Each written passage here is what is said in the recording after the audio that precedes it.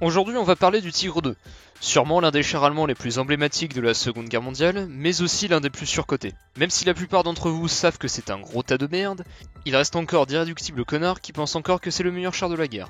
Allez stagiaire, balance le générique. Non, on passe générique l'autre. Bon, laisse tomber pour cette fois. Successeur du Tigre 1, le Tigre 2, de son vrai nom Tigre B, est le dernier char lourd produit en masse par l'Allemagne nazie. Il apparut pour la première fois en mai 1944 vers Minsk, ville se trouvant en actuelle Biélorussie. Pesant presque 70 tonnes pour 3,09 mètres de haut et 7,38 mètres de long, le char est énorme. Il est armé du puissant canon de 8,8 cm long, pouvant percer le blindage de n'importe quel char allié à au moins 1 km. Il possède aussi un blindage frontal très épais qui ne se fera d'ailleurs jamais percer de face. Ah là là, c'est bien beau tout ça. Mais est-ce que vous connaissez ses défauts?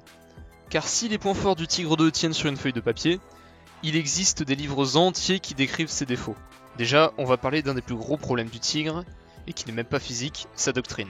Alors, le char a été conçu comme un char de percée, c'est-à-dire qu'il a pour but de percer les lignes ennemies, ce qui ouvre une brèche permettant de faire passer le reste d'une armée. Sauf que le Tigre 2 n'avançait tout simplement pas, même si la mobilité du char était bonne pour son poids, elle était exécrable en général, et c'était encore pire en hors-piste avec une vitesse maximale de 8 km/h. Dites-vous qu'il partage le même moteur que le Tigre 1, qui avait déjà des problèmes de mobilité, mais le tout en pesant 15 tonnes de plus. Ajoutez en plus à cela une logistique impossible à tenir. Le char consomme une quantité astronomique de carburant, on parle quand même de 500 litres au 100 km, ce qui ne lui laisse qu'une portée de 270 km sur route. En plus de cela, le char nécessite une maintenance quasi permanente à cause de ses nombreux problèmes mécaniques, et tout ceci à la fin de la guerre alors que l'Allemagne est à bout de souffle. Tiens, la maintenance du Tigre 2, parlons-en. Juste avant, j'ai parlé des problèmes de mobilité du char, qui sont justement dus à un moteur pas assez puissant, ainsi qu'une transmission et un train de roulement conçus à la base pour un véhicule plus léger.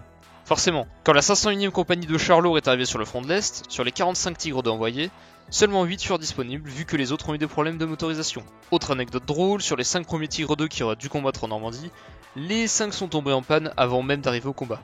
C'est donc l'équipage qui a dû détruire les chars pour ne pas qu'ils tombent aux mains des alliés. Ouais, mais au moins son blindage était impénétrable de face. Alors, sur le papier c'est un peu vrai, mais en réalité c'est faux. Avant toute chose, avoir un tel blindage de face ne rend pas le char invincible. Les chenilles, optiques, canons et même rotation de tourelle pouvaient être endommagées, voire détruits assez facilement, forçant les équipages de Tigre 2 à quitter leur véhicule. Par contre, c'est vrai, en combat il ne s'est jamais vraiment fait percer de face, mais ça aurait pu arriver.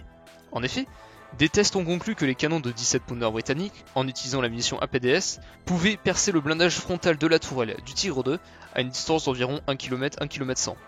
Sauf qu'il y a un autre problème, la qualité du blindage du Tigre 2. D'autres tests balistiques, cette fois soviétiques, montrent que si 3 obus de 122 mm tapent la jonction des deux plaques du blindage frontal de la caisse, ce dernier se casse tout simplement. C'est notamment dû à la qualité des soudures qui étaient exécrables.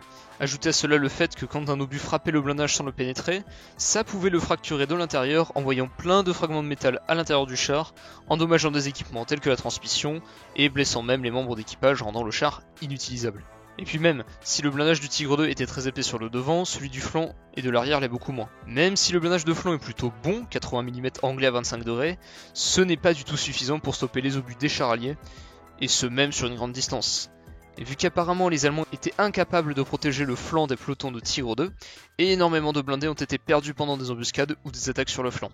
Et le pire, c'est que la chose la plus meurtrière du Tigre 2, c'est le Tigre 2 lui-même. La majorité des blindés ont dû être abandonnés et détruits par leurs propres équipages, soit à cause de problèmes mécaniques, le plus souvent la transmission, soit à cause du manque de carburant.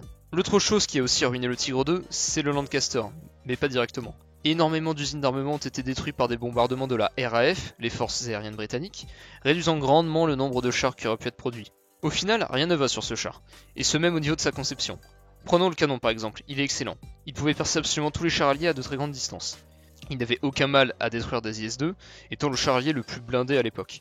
Sauf qu'autant de puissance de feu ne sert à rien, vu que le Tigre 2 rencontrait une majorité de Sherman et de T-34. Donc pour le coup, un canon de 8.8 classique comme celui du Tigre 1 aurait largement suffi pour la plupart de ces affrontements. On peut donc en déduire que le Tigre 2 est un gâchis de temps et de ressources que l'Allemagne aurait pu investir pour construire des chars plus utiles à sa défense. Mais de toute façon, cela n'aurait absolument rien changé au cours de la guerre, le pays était déjà condamné depuis longtemps. J'aurais pu parler du Yak Tiger aussi, mais bon, quand même Autocarius en personne le qualifie de char de merde, littéralement, je pense que j'ai pas besoin de faire plus de commentaires. Bon, Je vais arrêter de tirer des arguments sur le Tigre 2, car en plus de casser ses soudures, je n'ai pas envie qu'une vidéo parodie du 1er avril dure 1 heure. Allez, cassez-vous.